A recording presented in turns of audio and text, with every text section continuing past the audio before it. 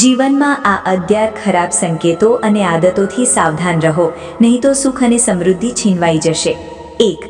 મુખ્ય દરવાજા પાસે ક્યારેય કચરાપેટી ન રાખો, કારણ કે તે તમારા પડોશીઓને તમારા દુશ્મન બનાવી દેશે। 2.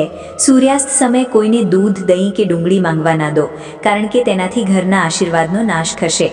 3. ટેરેસ પર ક્યારેય અનાજ કે પથારી ન ધોઈ શકો। હા, તમે તેને સૂકવી શકો છો, આનાથી તમારા સાસરિયાઓ સાથેના સંબંધો બગડશે। 4.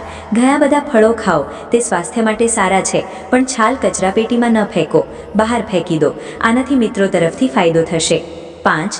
મહિનામાં એકવાર ઘરે ખાંડની મીઠાઈ સાથે ખીર બનાવો અને તેને પરિવાર સાથે ખાઓ, એટલે કે જ્યારે આખો પરિવાર ઘરે ભેગો થાય ત્યારે ખીર ખાઓ તો દેવી લક્ષ્મીના આશીર્વાદ તમારા પર જલ્દી જ વરસશે। 6. મહિનામાં એકવાર તમારી ઓફિસમાં થોડી મીઠાઈઓ લઈ જાઓ અને તમારા સાથીદારો અથવા ગૌણ કર્મચારીઓ સાથે ખાઓ, તમને આર્થિક લાભ થશે। 7. રાત્રે સૂતા પહેલાં રસોડામાં પાણી ભરેલી ડોલ રાખો, આનાથી દેવાથી ઝડપથી મુક્તિ મળશે, અને જો તમે બાથરૂમમાં પાણી ભરેલી ડોલ રાખો છો તો જીવનમાં પ્રગતિના માર્ગમાં કોઈ અવરોધ નહીં આવે। 8. ગુરુવારે ઘરમાં કંઈ પણ પીળું ખાઓ, પણ લીલું કંઈ પણ ન ખાઓ। બુધવારે કંઈ પણ લીલું ખાઓ, પણ પીળું કંઈ પણ ન ખાઓ, આનાથી સુખ અને સમૃદ્ધિમાં વધારો થશે। 9.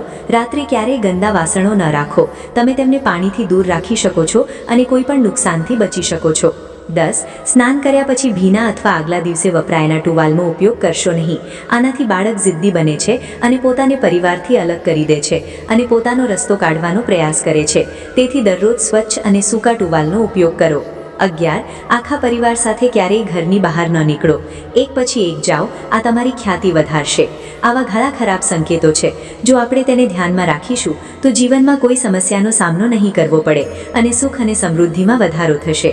મિત્રો, આશા કરું છું કે આપને મારું આ વિડીયો ગમ્યું હશે। જો આ વિડીયો પસંદ આવ્યો હોય તો કૃપા કરીને વિડીયોને એક લાઇક કરી ચેનલને સબસ્ક્રાઇબ જરૂરથી કરી લેજો અને તમારા મિત્રોને પણ શેર કરો, જેથી તેઓને પણ તેનો લાભ મળે।